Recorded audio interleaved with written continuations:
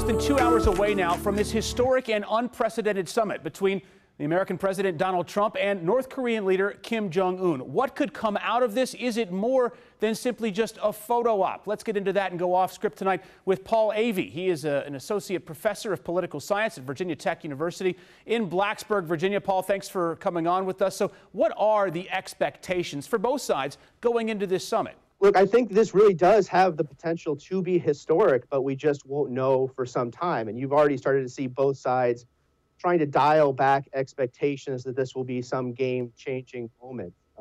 If things move forward, what it really means is it'll start a process, a very difficult process towards denuclearization. It's just very rare for a country that has spent the time and money to build a nuclear weapon to actually give them up. In fact, it's only happened one time in history, and that's South Africa. So the best case scenario really is some sort of process that moves forward towards that goal, and both sides come out of this agreeing to continue the dialogue.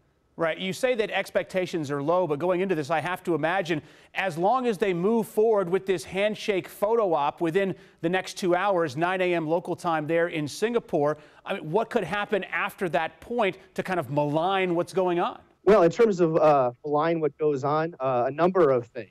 There could be potential criticism here, domestic criticism in the United States. There could be criticism from international allies, other actors around the world.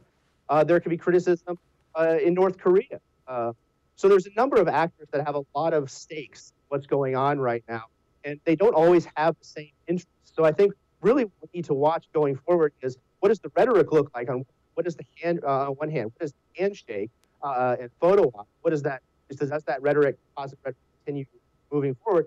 But also, what sort of action do we actually see coming out of this? Do we see either side being willing to make that first move and actually build up some sort of relationship of trust? And if not, that can really set back the entire process. You know, one thing that's already happened ahead of this meeting actually taking place is that President Trump has announced he'll be leaving Singapore earlier than expected. So by the time we all wake up and head off to work in the morning, he'll be on Air Force One on his way back here. Are we to read anything into that? And would Kim read anything into that? I think it's a great question. It's one that I'm just not sure we know enough about. On the one hand, it could be the president really using this as an opportunity to, as he put it, sort of size him up. He'll know right away, and that's not uncommon for presidents in the United States to feel that they can begin to make some sort of relationship with other leaders. It will be a meeting that will be broken down for days and weeks to come for sure. Paul Avey, political science professor there at Virginia Tech in Blacksburg. Thanks for coming on. Appreciate your time, sir. Thanks for having me.